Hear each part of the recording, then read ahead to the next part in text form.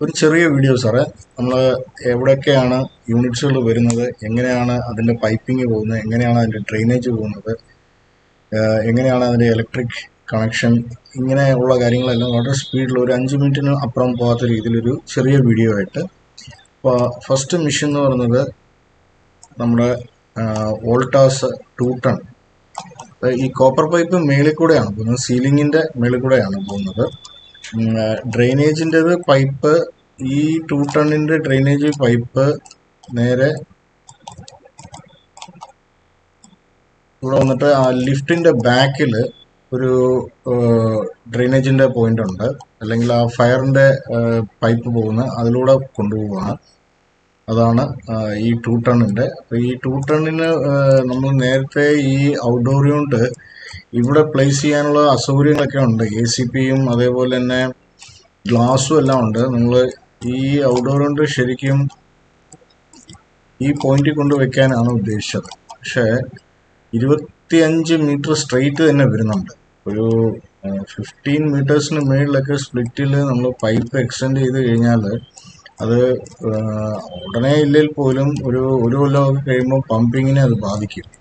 അപ്പോൾ അതുകൊണ്ട് ആ എയർ കണ്ടീഷണറിൻ്റെ ഔട്ട്ഡോർ യൂണിറ്റ് ഈ സമീപത്ത് എവിടെയെങ്കിലും വെക്കാനേ നമുക്ക് പ്രൊവിഷൻ ഉള്ളൂ. രണ്ടാമത്, ആ പൈപ്പ് നമുക്ക് ഇൻസ്റ്റാൾ ചെയ്യുന്ന സമയത്ത് പ്രശ്നം ഇല്ലെങ്കിൽ പോലും, അല്ലെങ്കിൽ ഇൻസ്റ്റാൾ ചെയ്യുമ്പോൾ നമുക്ക് എവിടെയെങ്കിലും ഹാങ് ചെയ്തൊക്കെ ചെയ്താലും പിന്നീട് നമുക്കത് സർവീസ് ചെയ്യാൻ പറ്റുന്ന രീതിയിൽ വേണം പ്ലേസ് ചെയ്യാൻ. അപ്പോൾ അതിൻ്റെ അടുത്ത് തന്നെ അതിൻ്റെ ഒരു ഐസൊലേറ്ററും വേണം. അപ്പം ഇത് ഈ പറഞ്ഞ പോലെ തന്നെ നമ്മൾ വീണ്ടും കൺസിഡർ ചെയ്യേണ്ട ഒരു കാര്യമാണ്. പക്ഷെ അതാണ് 2 ടണ്ണിൻ്റെ കാര്യം. പിന്നെ വരുന്നത് രണ്ടും. അപ്പോൾ ഇതാണ് ഫസ്റ്റ് മിഷന്. രണ്ടാമത്തെ മിഷന് നമ്മുടെ കാസറ്റ്. ഇതാണ് കാസറ്റ് AC.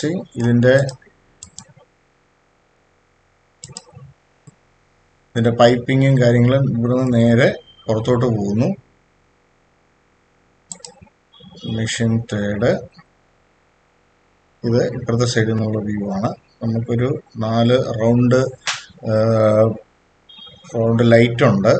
അതിൻ്റെ അതും ഇതിൻ്റെ പൈപ്പ് പോകുന്നതും ഒക്കെ ഡിസ്റ്റർബ് വരാത്ത രീതിയിലാണ് പ്ലാൻ ചെയ്തിരിക്കുന്നത്.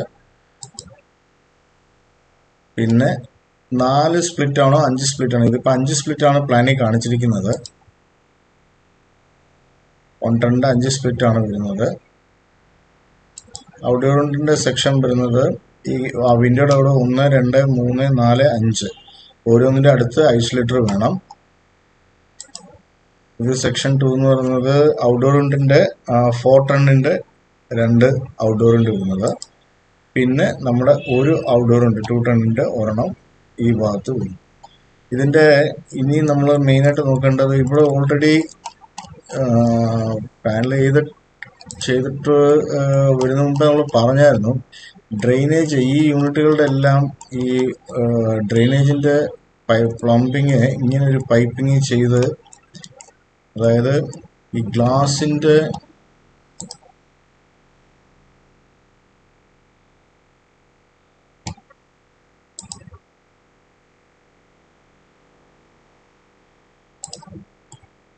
ഗ്ലാസിൻ്റെയും ഇതിൻ്റെ ഇടയ്ക്കായിട്ടാണ്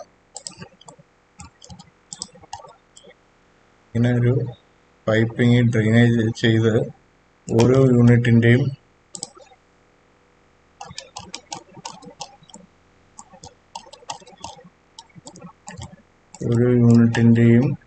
ഇവിടെ കൊണ്ടു നിർത്തുന്നു ഇങ്ങനെ പമ്പിങ്. അപ്പം ആ ഡ്രെയിനേജ് എല്ലാം നമുക്ക് ഈസി ആയിട്ട് ഈ പൈപ്പിലൂടെ തന്നെ ഇങ്ങനെ പുറത്തോട്ട് നമുക്ക് കളയാൻ പറ്റും. ഡ്രെയിനേജിൻ്റെ പൈപ്പിലൂടെ തന്നെ വെള്ളം പുറത്തോട്ട് നമുക്ക് കളയാൻ പറ്റും. അപ്പോൾ അത് ആ ഗ്ലാസ് ഓൾറെഡി ഇപ്പോൾ പാനൽ ചെയ്തിട്ടുണ്ടെങ്കിൽ വീണ്ടും ഇഷ്യൂ ആണ്. പക്ഷെ അതന്ന് നമ്മൾ അവരോട് പറഞ്ഞായിരുന്നു ഇങ്ങനൊരു ഓപ്ഷൻ ചെയ്യേണ്ടി വരും. അപ്പം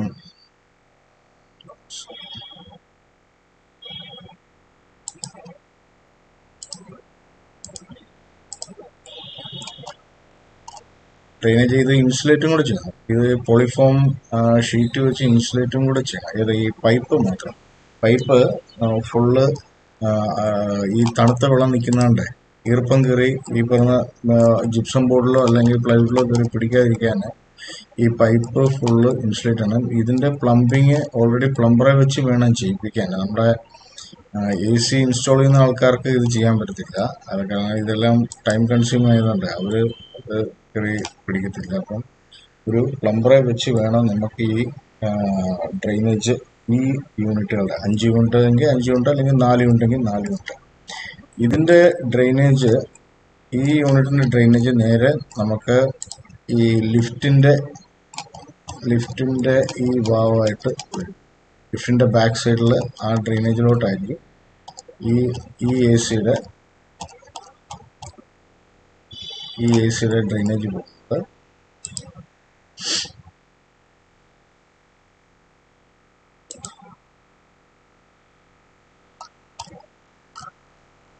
ഇങ്ങനെ ഇവിടെ ആയിരിക്കും വരുന്നത് ഡ്രെയിനേജ്.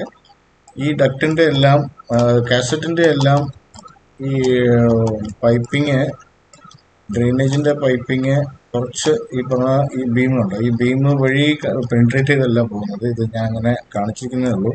കോപ്പർ പൈപ്പ് നമുക്ക് ബെൻഡ് ചെയ്തെടുക്കാം.